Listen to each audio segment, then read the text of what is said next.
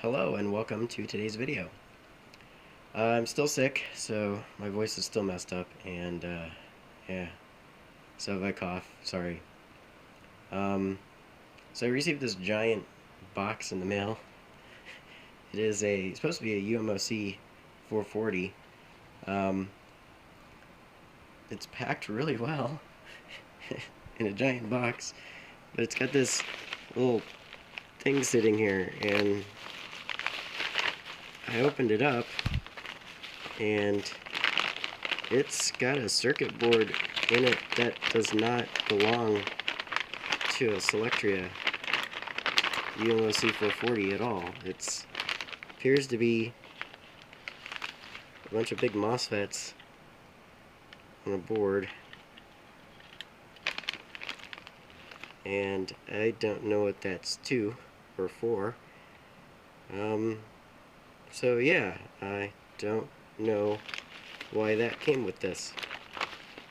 Anyways, so that was interesting. The other interesting thing is, pull this out, and the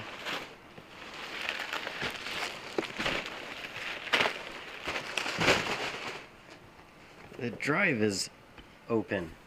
It's not closed. Like, it's just kind of been thrown in the box. And it had to be that way. Like, it didn't open up in shipping, because this giant thing here has got an impression in it as if it was open already. So, yeah, I don't know what to make of that.